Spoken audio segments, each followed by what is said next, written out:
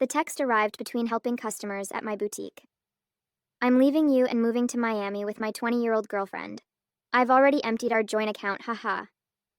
My hands didn't shake as I read it. My voice didn't waver as I helped Mrs. Peterson pick out a scarf. The only sign that my husband of 12 years had just nuked our marriage via text was a slight tightening around my eyes. I waited until Mrs. Peterson left, her purchase wrapped in our signature silver paper, before typing my response. Good luck. My name is Claire, and at 38, I'd just received the most callous goodbye in history. But while Mark was probably gloating over his grand exit, imagining me in tears over his betrayal, I was calmly locking up my boutique for the day. The signs had been there for months. The late nights at work that never matched his pay deposits. The sudden password changes on his phone. The way he'd started going to the gym religiously, buying new clothes, trying to recapture his youth. 3 months ago, I'd found a receipt for dinner for two at an expensive restaurant on a night he'd claimed to be working late. That same evening, I'd opened a separate bank account at a different bank. A week later, when he mentioned wanting to combine our accounts to simplify things, I'd agreed cheerfully while moving my personal savings to the new account. The joint account he'd just emptied? It contained exactly enough to keep him from getting suspicious. About 2 months' worth of regular deposits. The rest was safely tucked away, along with detailed records of every suspicious transaction he'd made over the past year. My phone buzzed again. Don't bother begging. Melissa and I leave tomorrow. I'll send for my things later. Melissa. The new receptionist at his office. I'd met her at the company Christmas party, watched her laugh too loudly at Mark's jokes, noticed how she'd touched his arm when she thought no one was looking. She was young enough to be his daughter, naive enough to think she was special. I didn't respond to his text. Instead, I called my lawyer, the one I'd consulted 2 months ago when I'd found the hotel charges on our credit card statement. It's time, I said simply. He just made his move. The papers are ready, she replied. I'll file them first thing tomorrow. Do you want me to have him served in Miami? No rush. Let him think he's won first. Another text from Mark. I know this must be hard for you. You're not getting any younger after all. At least you have your little shop to keep you busy. My little shop. The successful boutique I'd built from scratch. The one that generated more income than his middle management position. The one whose profits I'd carefully kept separate from our joint finances. I smiled, thinking of the certified letters that would greet him in Miami. Let him enjoy his moment of triumph. I spent that evening in our house. My house, since I'd inherited it from my grandmother, and kept it in my name despite Mark's repeated suggestions to add him to the deed. Another lucky instinct that had paid off. While organizing the paperwork my lawyer would need, I found our wedding album. Mark looked so different then, before his midlife crisis had turned him into a caricature of his former self. These days he wore shirts too tight for his softening middle, tried too hard to connect with the 20-somethings at his office, used slang that sounded ridiculous coming from a man of 45. My phone kept buzzing with texts from him, each one more condescending than the last. I've been planning this for months. Melissa understands me in ways you never could. You'll be fine. Maybe you'll find someone more your own age. Already told my family. They agree we grew apart. It's nobody's fault, really. I screenshotted each message, adding them to my evidence folder. Let him dig his hole deeper. My lawyer would love his casual admission of premeditation, his gleeful announcement about emptying our account. The last text caught my attention. BTW, I used the joint card to book our flights and hotel. Consider it my parting gift, LOL. Perfect. I called the credit card company. Mrs. Harrison speaking. I need to report fraudulent charges and cancel a card immediately. Of course, ma'am. Can you identify the charges? 2 first-class tickets to Miami booked today.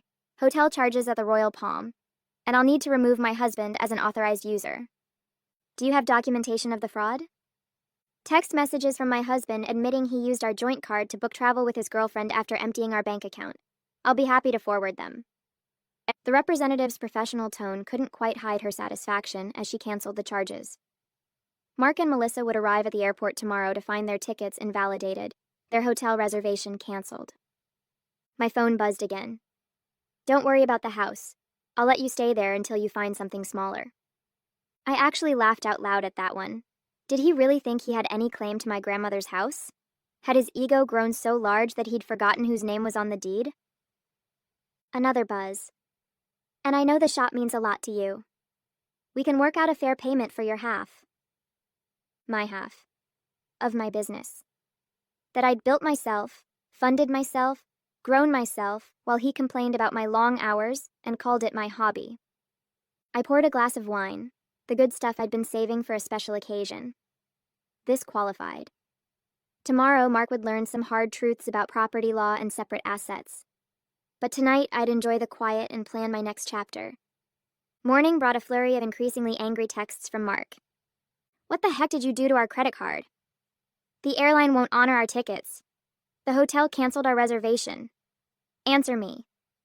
I silenced my phone and headed to my boutique. Friday was always our busiest day, and I had a new shipment of designer handbags to unpack. Life goes on, even when your husband runs off with a receptionist young enough to be his daughter. Around noon, his mother called. Claire, dear, Mark told us everything. About how controlling you've been. How you drove him away. He says you're being vindictive now, causing problems with his travel plans. I put her on speaker while I arranged a window display. Did he mention emptying our joint account and charging tickets for him and his girlfriend on our credit card? Silence.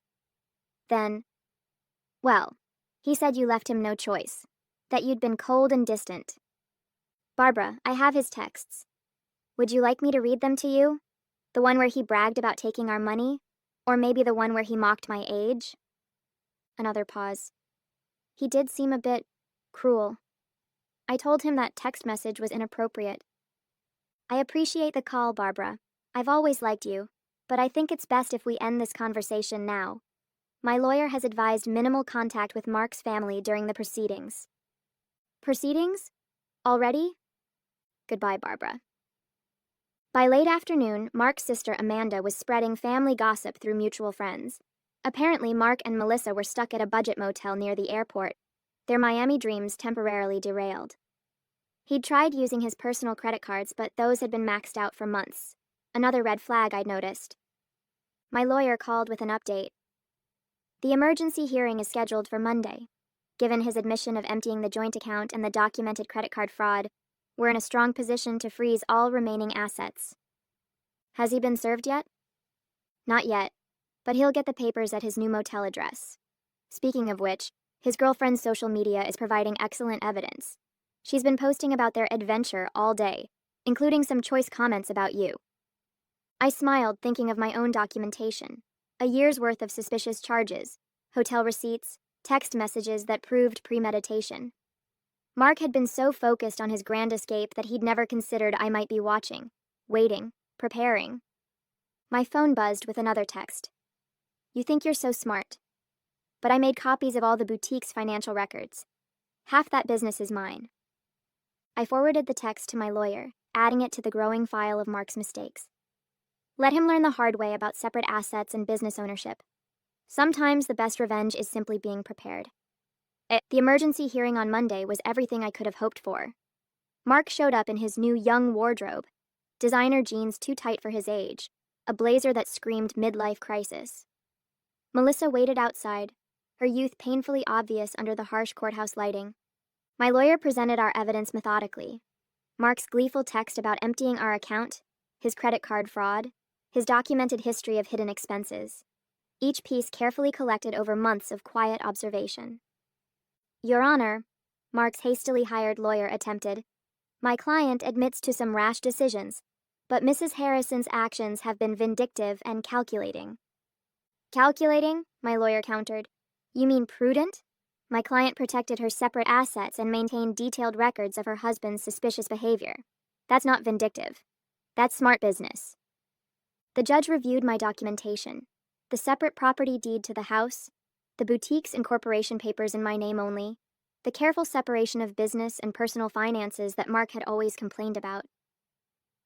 Mr. Harrison, the judge addressed Mark directly, you admitted via text message to deliberately emptying a joint account and using shared credit cards to fund a trip with your girlfriend.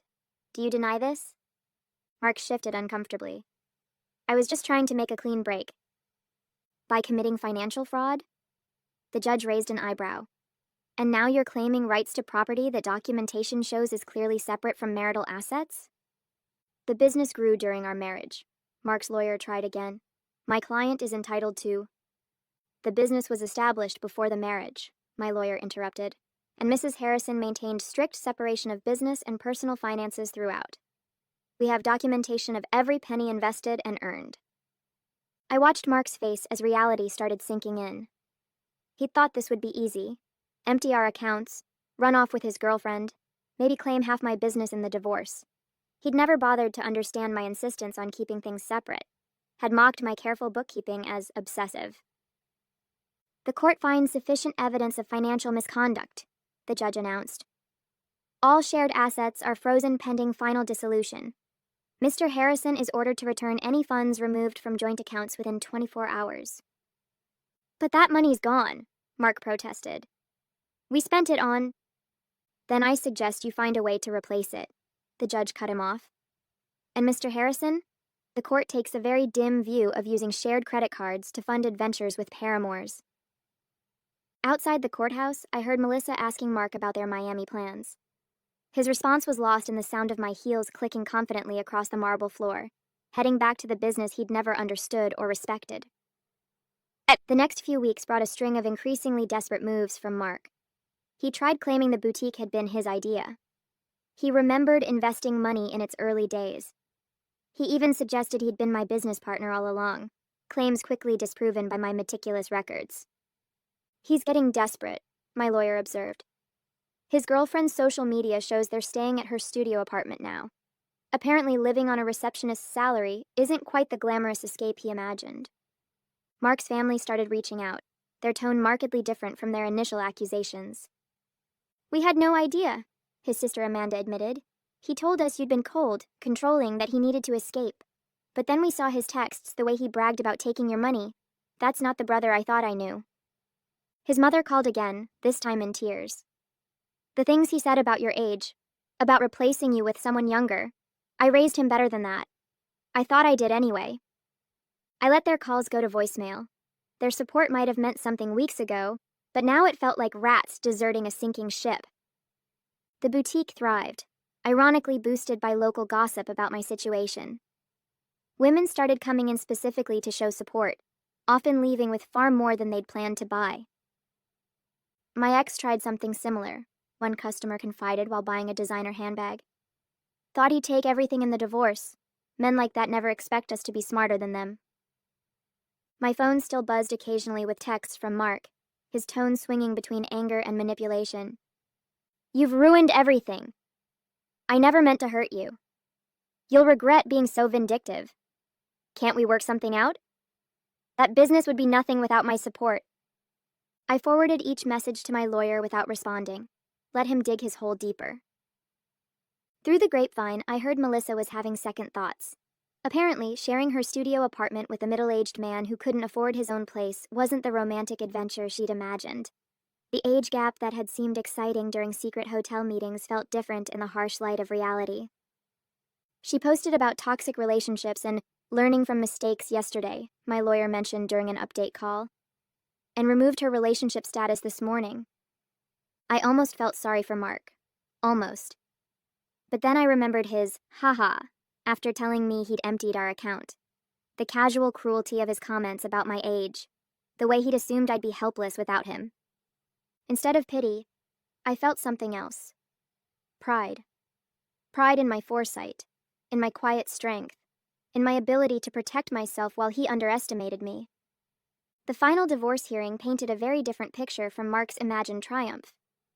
Gone was his cocky attitude, replaced by barely concealed panic. Melissa was noticeably absent. She'd moved on to a coworker her own age, according to office gossip. Mark had shown up in his old clothes, the designer wardrobe apparently returned to help repay the joint account he'd emptied. His lawyer looked tired, probably from trying to find loopholes in my documented separation of assets. Your Honor, Mark's lawyer attempted one last time. Despite the separate property documentation, my client contributed to the growth of his wife's business through moral support and... Moral support? My lawyer interrupted. Like these text messages belittling Mrs. Harrison's business as a little shop? Or these social media posts calling it her hobby? The judge had clearly seen enough. The final settlement reflected my careful planning. I kept my house, my business, and my separate assets.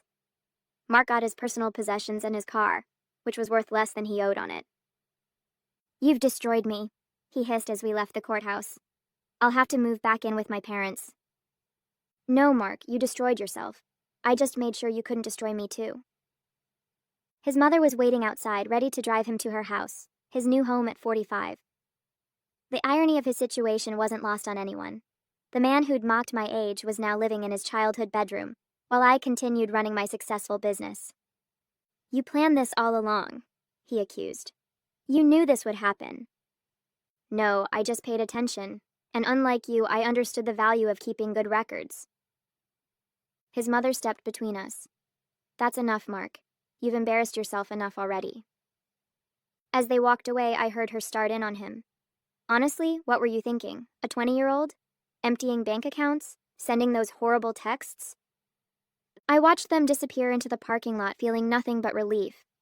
Mark had thought he was writing the ending to our story with that cruel text. Instead, he'd merely set my carefully laid plans in motion. My phone buzzed, not with texts from Mark this time, but with notifications of new orders from my boutique's website. Life was moving forward, just not in the direction he'd imagined. Part 3, Segment 1, 600 words. 6 months after the divorce was finalized, my boutique had expanded to a second location. The irony wasn't lost on me. While Mark struggled to rebuild his life, the little shop he'd dismissed was thriving. I'd hired 3 new employees and launched an online store that was gaining traction nationally. News of Mark's situation trickled back through mutual acquaintances. He'd tried dating apps but found women his age weren't interested in a middle-aged man living with his parents. Younger women, having heard about his history through office gossip, steered clear. Melissa had apparently warned her friends about him, sharing screenshots of his desperate attempts to win her back after she'd left. His career suffered too. The company's HR department had launched an investigation into his relationship with a subordinate, resulting in a formal reprimand. The promotion he'd been expecting went to someone else, someone who didn't have a history of inappropriate relationships with reception staff. He tried to claim age discrimination, Amanda told me during an unexpected visit to the boutique. Said they were punishing him for dating someone younger. HR just added that complaint to his file. I was surprised to see his sister in my store, but her presence spoke volumes about how thoroughly Mark had alienated his own family. "I know we didn't support you at first," she admitted, running her fingers over a silk scarf. "He played the victim so well, but watching how he handled everything, how he acted afterward, I'm ashamed we ever believed him." My lawyer kept me updated on Mark's continued attempts to challenge the divorce settlement. Each petition was denied, his claims of unfair distribution dismissed based on the evidence of his own actions. "He actually tried arguing that his text about emptying the account was just a joke," she told me, laughing. The judge asked if haha made theft less illegal. The boutique's success brought unexpected validation. Local business magazines wanted to feature my story, not as a scorned wife, but as a savvy businesswoman who'd protected her interests. Young entrepreneurs asked for advice about keeping business and personal finances separate. "The best protection is preparation," I told one young woman who reminded me of Melissa. "And always trust your instincts." Mark's mother called occasionally, usually after he'd done something particularly self-destructive. He'd tried online gambling, hoping for a quick fix to his financial problems. He'd gotten involved with a pyramid scheme that promised fast returns. Each attempt to recover his former lifestyle just dug him deeper into trouble. "I don't know where we went wrong with him," she sighed during one call. "His father and I offered to help him get back on his feet if he'd just take responsibility for his actions. But he's still blaming everyone else. You, Melissa, his company, the judge." I listened politely but maintained my distance. Their family drama wasn't my problem anymore. My life had moved forward, filled with plans for a 3rd boutique location and a possible expansion into luxury accessories. The only reminder of Mark's impact on my life was a framed screenshot hanging in my office, his final text before I blocked his number. "Have fun with your little shop. At least it'll keep you busy in your old age." Below it sat my latest business award, proof that sometimes the best revenge is simply succeeding on your own terms. 1 year after the divorce, I hosted a grand opening for my 3rd boutique location. The event attracted local media, and the story they wanted to tell wasn't about my failed marriage. It was about a successful businesswoman expanding her brand. Mark's betrayal had become a mere footnote in my success story. During the event, Melissa unexpectedly walked in. She looked younger than ever, or maybe I just felt that much stronger. She shifted uncomfortably, clutching her purse like a shield. "I owe you an apology," she said quietly. "I believed everything he told me, about how you were cold, controlling, how you didn't support his dreams. Then I watched him try the same manipulation tactics on me when things got tough." I continued arranging a display of designer sunglasses. "Those weren't his dreams, Melissa, they were escapes. There's a difference." "I know that now." She paused, then added, "He tried to move in when you froze the accounts. Thought my studio apartment would be temporary. After 2 weeks of him complaining about the size of my closet and suggesting I take out a loan for a bigger place, I understood what you meant about the difference between dreams and escapes." I actually laughed at that. "Let me guess. He had big plans but no way to fund them?" "Exactly. Everything was going to work out once his investments paid off, once he got that promotion, once his cryptocurrency definitely increased in value." She shook her head. "I'm dating someone my own age now. We have student loans and a small apartment, but at least we're building something real." After she left, my assistant manager whispered, "Was that the girlfriend?" "No," I replied. "That was just another woman who learned the same lesson I did. Speaking of lessons," I gestured to a young couple examining our designer handbags. "Let's talk about your idea for expanding our accessories line." The boutique had become more than just a business. It was a symbol of independence, of resilience, of the power of preparation. Young entrepreneurs often sought my advice, and I always emphasized the importance of protecting their assets. Mark's mother called one last time, not to discuss Mark, but to thank me. "You taught our family an important lesson," she said, "about enabling bad behavior, about making excuses for cruelty.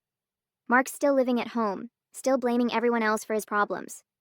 But we're not defending him anymore. That's your legacy to our family, showing us the difference between supporting someone and enabling them." I thought about that legacy as I reviewed plans for a 4th location. Mark had intended to diminish me, to trade me in for a younger model and take half of everything I'd built. Instead, he'd inadvertently pushed me to become even stronger, more successful. My phone buzzed with a text from my lawyer. Mark filed another petition to revisit the settlement. Judge dismissed it immediately and ordered him to pay court costs. Thought you'd enjoy that. I smiled, thinking of him in his childhood bedroom, still trying to rewrite an ending that had been determined the moment he underestimated me. Sometimes the best revenge isn't about getting even, it's about getting better. 2 years after Mark's cruel text message, I received an invitation to speak at a women's business conference. The topic wasn't divorce or betrayal. It was about building and protecting a successful business. My story had evolved from cautionary tale to inspiration. During the Q&A session, a woman asked about keeping business and personal finances separate. "My husband says I'm being paranoid, that marriage means sharing everything." "My ex-husband said the same thing," I replied, "right up until he tried to claim half my business in our divorce. Trust your instincts. Protection isn't paranoia." The boutique chain had grown to 5 locations, each more successful than the last. The little shop Mark had mocked now employed 30 people and had been featured in several national magazines. Through mutual friends, I heard Mark had finally moved out of his parents' house, into a small apartment above a garage. He'd had to take a lower-paying job after his former company downsized, eliminating his position during restructuring. His dating profile still listed him as young at heart, though his profile photo was clearly outdated. Melissa, ironically, had become a regular customer at my original boutique location. She'd earned her business degree and started her own social media consulting company. "You inspired me," she told me once, showing how a woman can build something lasting instead of falling for empty promises. I kept Mark's cruel text message framed in my office, not as a reminder of pain, but as proof of how far I'd come. Below it hung a sign that read, "Success is the best revenge." At the 5-year anniversary celebration of my original boutique, I stood addressing my employees and loyal customers. The space had been transformed from a single little shop into the flagship store of a thriving business empire. Mark's mother attended, though I hadn't sent her an invitation. She waited until the crowd thinned to approach me. "I saw Mark yesterday," she said, smoothing her designer dress, one she'd bought from my store. "He was talking about his glory days, about the life he could have had. He still doesn't understand that he didn't lose everything in the divorce. He threw it away." I thought about that text message, his casual cruelty, his assumption that I would crumble without him, how he'd expected me to beg, to break, to prove him right about my desperation. Instead, I'd built something stronger than before. Each new boutique location was a testament to what women could achieve when they stopped dimming their light for insecure men.